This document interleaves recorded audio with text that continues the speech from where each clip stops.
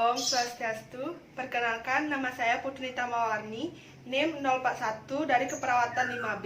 Di sini saya akan melakukan latihan teknik relaksasi napas dalam dan latihan asertif.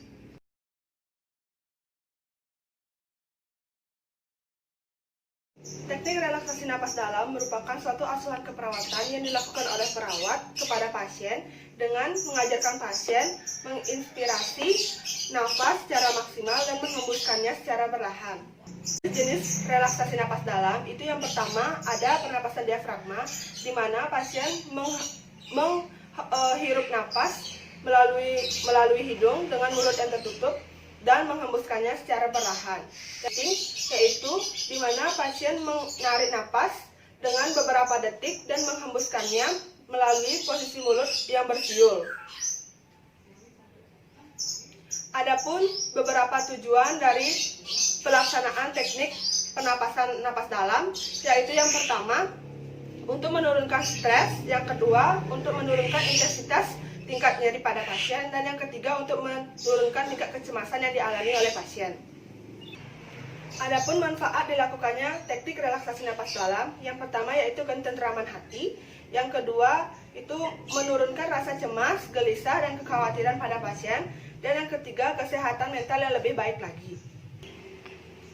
Adapun persiapan-persiapan yang harus dilakukan sebelum melakukan teknik relaksasi napas dalam kepada pasien. Yang pertama, pastikan pasien dengan suasana yang tenang dan rileks. Yang kedua, atur waktu dan tempat yang sesuai dengan pasien, dan atur tempat seperti setengah duduk atau terlentang di bed pasien. Dan yang ketiga, itu melakukan tindakan relaksasi napas dalam.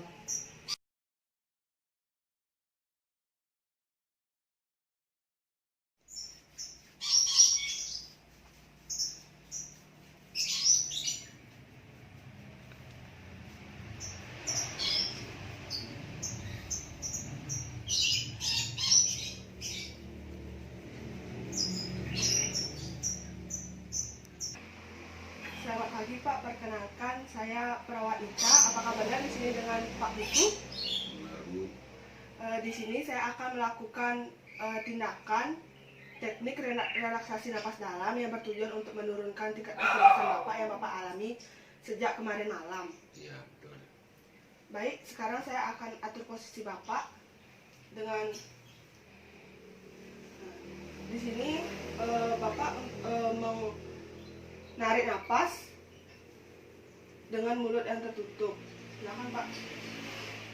Ditahan 1-2 detik. Lalu hembuskan. Lakukan sekali lagi Pak.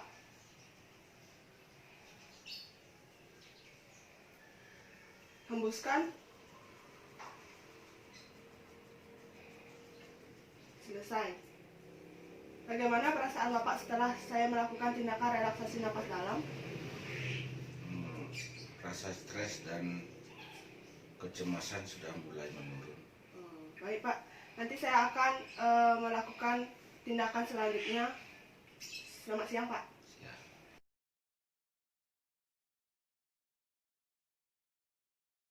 Tindakan asertif adalah suatu tindakan yang dilakukan untuk mengekspresikan marah, meminta dengan baik dan sopan tanpa menyakiti orang lain. Perilaku asertif merupakan suatu ungkapan perasaan yang dilakukan oleh pasien untuk mengungkapkan pada dirinya sendiri maupun orang lain.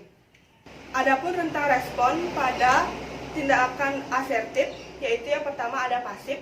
Pasif itu malu, tertutup, dan tidak ingin membicarakan hal yang benar. Yang kedua itu ada asertif, yaitu adalah peduli dengan hal yang benar dan jujur serta terbuka. Yang ketiga itu ada agresif, yaitu adalah sifat bermusuhan, berapi-api dengan membela sesuatu yang benar dengan cara yang tidak benar. Adapun tujuan dilakukannya latihan asertif, yaitu untuk menurunkan tingkat kecemasan pada pasien. Adapun beberapa manfaat dilakukannya latihan asertif, yaitu yang pertama untuk meningkatkan kepercayaan diri pasien terhadap dirinya sendiri, dan yang kedua melatih pasien untuk menyatakan kemarahannya.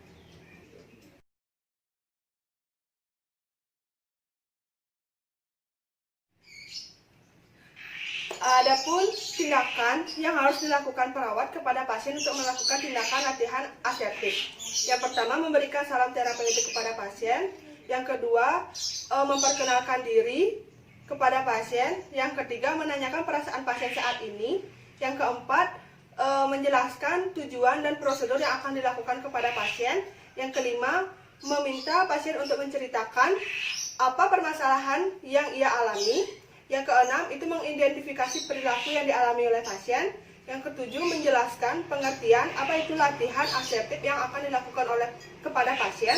Yang kedelapan, itu memberikan contoh kepada pasien untuk melakukan tindakan asertif.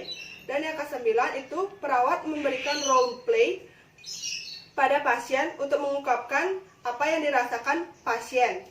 Dan yang ke-10, memberikan kesempatan pasien untuk mengungkapkan perasaannya. Yang ke-10, menganjurkan pasien untuk relaksasi napas dalam untuk menenangkan tingkat kecemasan. Yang terakhir yaitu memberikan reinforcement atau motivasi kepada pasien agar lebih termotivasi untuk melakukan tindakan asertif. Yang terakhir yaitu adalah tindakan evaluasi, yaitu dengan menyatakan perasaan pasien setelah dilakukannya latihan asertif. Dan yang kedua, itu merencanakan tindak lanjut. Dan yang ketiga, itu mengontrak pasien dengan waktu yang akan mendatang.